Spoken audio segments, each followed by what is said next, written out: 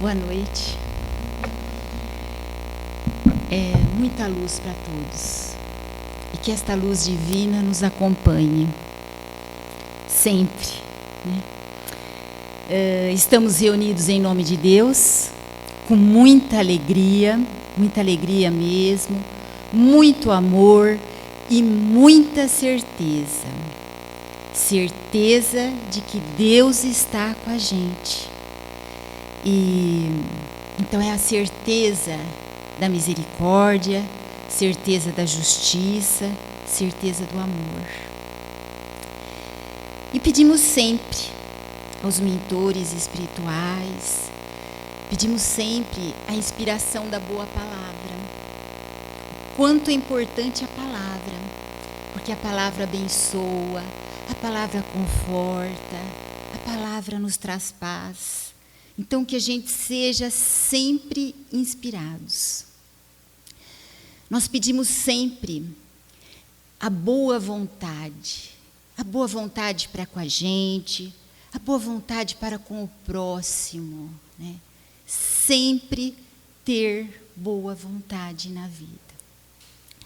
Nós pedimos sempre a perseverança no bem, mesmo que esteja tudo contrário, né? Mesmo que o mundo esteja de pernas para o alto, que a gente persevere no bem, né? E assim caminhar de acordo com as leis de Deus, porque as leis de Deus são imutáveis, são eternas. Então, nas nossas vidas passadas, nas nossas vidas presentes, nas nossas vidas futuras, né? Sempre as leis de Deus. Possamos nos identificar com as palavras do Cristo, do Evangelho, e buscá-las, porque alimentam o nosso espírito e nos curam espiritualmente. E aqui eu queria ler uma poesia para vocês, uma poesia de Arnaldo Rabelo, que diz assim: Senhor, dá-me a serenidade dos rios diante dos temporais. Serenidade, porque todo temporal passa. Dá-me a força das rochas diante das guerras. A força da rocha, né? É a nossa confiança. Diante de qualquer guerra, a confiança. Dá-me a doçura da flor em todo o tempo, e se acaso fraquejar, perdoa-me e permita-me recomeçar. Recomeçar sempre, né? Em todos os momentos, a gente tem a oportunidade do recomeço e fazer melhor. E hoje a gente vai conversar um pouquinho sobre a caridade. A caridade que podemos praticar em todas as circunstâncias da vida, né? Caridade para com a gente, o perdão. Quando a gente se perdoa, é a maior caridade que a gente pode fazer para nós mesmos. O perdão no lar, para aqueles que estão perto da gente. O perdão no trabalho, para aqueles que convivem um tempo da vida do lado da gente, né? Olhar com bons olhos, porque todos nós carregamos um lado bom. Então, que a gente possa sempre olhar com bons olhos. Isso é caridade. Caridade que pode ser praticada em todo o tempo da nossa vida. Às vezes a gente fala assim, quando eu me aposentar, quando entrar as férias, quando entrar o final de semana, eu vou me dedicar mais. Mas a caridade, ela pode ser feita em pensamento. Até quando nós oramos por alguém, é caridade. Caridade que não importa a condição financeira, porque não importa o quê, mas o amor com o qual ofertamos, né? passagem do Evangelho, o óbolo da viúva, Jesus observava como as pessoas praticavam a caridade, faziam as suas doações. Então a gente vai estar lendo, né, esta passagem. E diz assim: Jesus, estando sentado defronte do gasofilácio, considerava de que maneira o povo nele atirava o dinheiro, e que várias pessoas ricas tinham colocado muito. Veio também uma pobre viúva, que nele colocou somente 2 pequenas moedas. Então Jesus, tendo chamado seus discípulos, lhes disse: eu vos digo em verdade, esta pobre viúva deu mais do que todos aqueles que colocaram no gasofilácio. Porque todos os outros deram de sua abundância, mas esta deu de sua indigência, tudo mesmo que tinha e tudo o que lhe restava para viver. Está em São Lucas, capítulo 21, de 1 a 4. Então a gente vê que é uma passagem assim, uma passagem bonita, né? A gente consegue imaginar Jesus sentado ali, observando as pessoas. E tem muitos pontos a serem observados, né? A gente tem muitas observações a fazer. Mas nesta noite, a gente vai se deter em alguns aspectos. E o primeiro ponto que nos chama a atenção é que Jesus, pela sua elevação espiritual, ele conseguiu perceber o íntimo das pessoas, né? O interior daquelas pessoas que faziam as suas ofertas. E não só nessa passagem, mas em todo o Evangelho, Jesus nos chama a atenção para os valores internos, para os valores do nosso coração e que não são visíveis aos olhos humanos. E são estes valores que nós devemos buscar, que nós devemos conquistar. São estes valores que Jesus, no seu Evangelho todo, nos convida a buscar. Por quê? Porque aonde está o teu tesouro, aí também está o teu coração. Lucas 12, 34, né? E este tesouro, o ladrão não rouba, a ferrugem não destrói, não consome, a traça não destrói. E aí fica uma reflexão importante para a gente, né? Uma reflexão importantíssima para a vida da gente. Aonde estamos colocando nossos sentimentos? Aonde estamos colocando o nosso coração, nossos pensamentos? Então a gente tem que estar alerta, né? Alerta, vigilantes. Porque a gente às vezes se distrai, né? Às vezes a gente se ilude. Por isso que a gente tem que ter bastante atenção, né? Aonde está o meu coração? E segundo a passagem, várias pessoas ricas tinham colocado muito. Tinham colocado muito mesmo. Mas e o amor? E o sentimento? E o coração? Né? Porque não é o que ofertamos, mas o que colocamos na nossa oferta. O amor que colocamos na nossa oferta. E tudo nesta vida que nos foi concedido pelo alto e está na gente sob a forma de abundância, né? Tudo. A gente precisa saber usufruir com responsabilidade, com equilíbrio. Muito dinheiro, né? Ter muito dinheiro, a gente pode gerar bem-estar para a gente, mas bem-estar para o social, em atividades no bem, né? A gente pode fazer isso, porque o dinheiro nos traz mais recursos, mais possibilidades. E se eu tenho muito tempo livre, né? Muito tempo livre, eu posso usar para ajudar alguém. Se eu tenho paciência, eu posso usá-la para ajudar pessoas idosas, para com as crianças, né? Porque foi dado a mim, né? Foi concedido, né?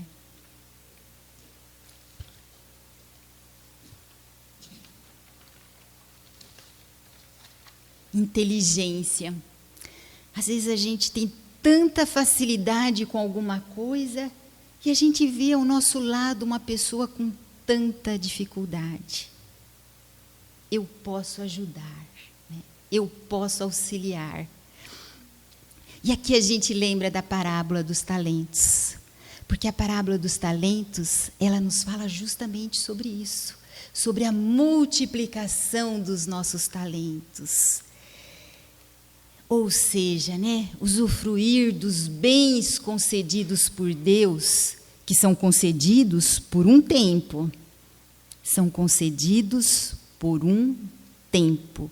Isso é importante a gente ter em mente, né? Ter claro, concedidos por um tempo. E são esses talentos que nos fazem evoluir, nos fazem progredir, nos fazem melhorar, se multiplicados por nós, né? Se eu tenho muita paciência, eu vou usá-la, muita inteligência, eu vou ajudar, e assim por diante, né? Veio também uma pobre viúva, que nele, no gasofilácio, que era o cofre usado nos templos, né, daquela época, veio também uma pobre viúva, que nele colocou somente 2 pequenas moedas. E as viúvas, os órfãos naquela época, eles eram muito pobres. Eles eram até marginalizados, de tão assim necessitados que eram, né? De tão pobres que eram. Mas mesmo nesta condição de pobreza, esta mulher, esta pobre viúva, né, faz a sua oferta, mesmo com toda essa condição de pobreza, em uma atitude de espontaneidade, né, uma atitude natural, sem se preocupar consigo própria, porque faria falta para ela, né? Faria falta, era o que ela tinha para viver. Então faria falta para ela, mas ela não tem essa preocupação. Não se preocupa consigo, não se preocupa com o que os outros iriam falar.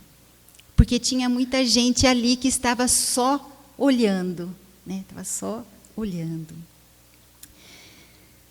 Mas ela, né, age de forma espontânea, ou seja, fazer o bem pelo prazer de fazer o bem. E agir assim é descobrir na própria alma a conexão divina que nos sustenta, aquela força que vem do alto que nos sustenta. É fazer para o outro, mas na realidade estamos fazendo para nós mesmos. Percebe?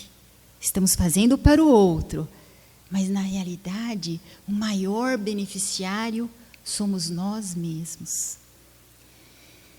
E quando a gente abre o coração para amar, a gente vê na gente o que a gente nunca tinha visto. Tem uma música da Ivete Sangalo, tirando o lado romântico, mas enfocando na inspiração da frase, porque é isso que importa para nós, né? A inspiração da frase. E essa música diz assim: se eu não te amasse tanto assim, talvez não visse flores dentro do meu coração, né? Se eu não te amasse tanto assim, talvez não visse flores dentro do meu coração. E é isso que acontece quando a gente auxilia alguém, quando a gente ajuda alguém, quando a gente é fraterno de coração, quando a gente age com amor, né? A gente vê flores dentro do coração. Porque a gente descobre um lado mais humano, um lado mais irmão, um lado mais fraterno. E a gente lembra agora, neste momento, da Madre Teresa de Calcutá. Porque a Madre Teresa de Calcutá, ela praticou muita caridade. E teve uma situação na vida dela que a gente quer comentar aqui. Uma vez, ela estava dando banho em um leproso. Banho em um leproso. E um repórter chegou perto dela e falou: nossa, eu não faria isso nem por $1 milhão. E ela falou: nem eu faço por amor. Né? Eu faço por amor. Então a gente vê, né, a grandeza desse espírito, né, que descobriu esse lado dentro de si, né, esse lado humano, esse lado bondoso, esse lado do amor. A gente lembra também de Francisco de Assis. Francisco de Assis era de família nobre, né, mas ele deixa tudo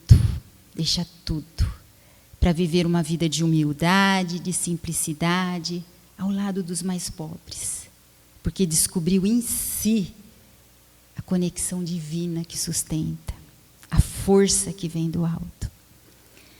A gente lembra de Chico Xavier, que dedicou toda uma existência à prática do bem, né? A prática do bem, e sempre feliz. Por quê?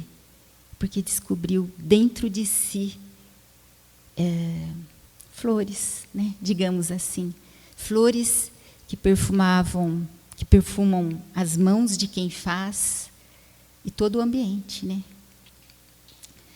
Continuando.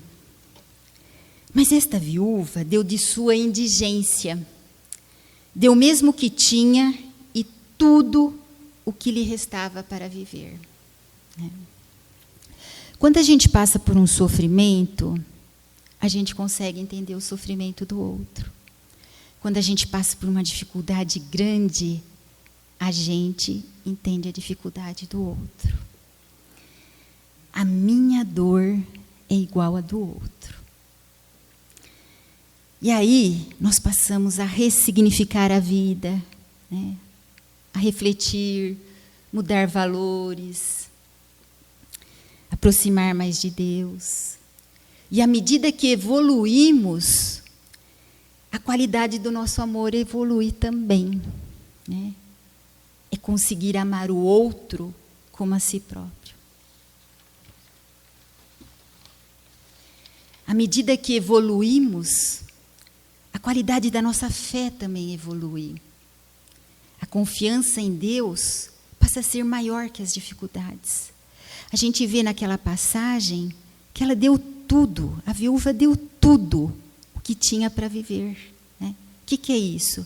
É confiança em Deus. À medida que evoluímos, a qualidade da caridade que praticamos também evolui. Passa a ser cada vez mais praticada com amor, né? Porque não é só ofertar, é o amor que colocamos na nossa oferta. E aqui a gente lembra com muita gratidão mesmo, a gente lembra de Jesus. Porque Jesus foi quem mais fez na terra. Foi quem mais espalhou o bem neste mundo, né? E ampliou o conceito de caridade. Allan Kardec pergunta para os espíritos, ele faz uma pergunta muito significativa para nós. Na questão 886, ele pergunta assim: qual o verdadeiro sentido da palavra caridade? Como Jesus a entendia? E os espíritos respondem: benevolência para com todos. Benevolência. Bondade, né? Boa vontade para com as pessoas. É ter um olhar bondoso. Benevolência. Indulgência para com as imperfeições alheias. Não ficar julgando, não ficar censurando, né? Não ficar criticando. Não menosprezar o próximo. Ser indulgente. E perdão das ofensas, né? Perdão das ofensas é o nosso equilíbrio emocional. Quando a gente perdoa, a gente se harmoniza por dentro, a gente se equilibra. O pessoal costuma falar assim, né? BIP, benevolência, indulgência e perdão. Para guardar na cabeça, né? Guardar na memória, porque a gente precisa, né? A gente precisa ter sempre em mente para a gente fazer o nosso melhor. Então, a gente tem muito para progredir, a gente tem muito para avançar, né? Mas é sempre assim, né? Passo a passo, praticando o bem para que o bem se fixe em nós. E era isso, né? Era isso que a gente tinha para essa noite. Mas, para finalizar, eu vou ler uma mensagem de Emmanuel, psicografia de Chico Xavier.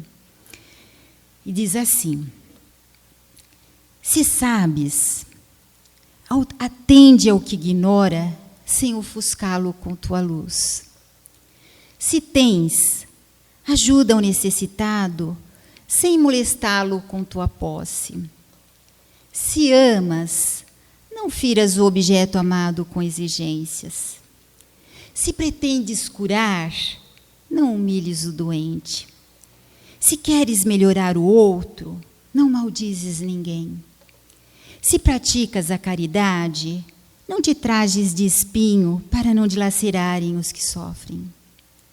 Tem cuidado na tarefa que o Senhor te confiou. Então, muita luz, muita paz, que Deus nos abençoe sempre.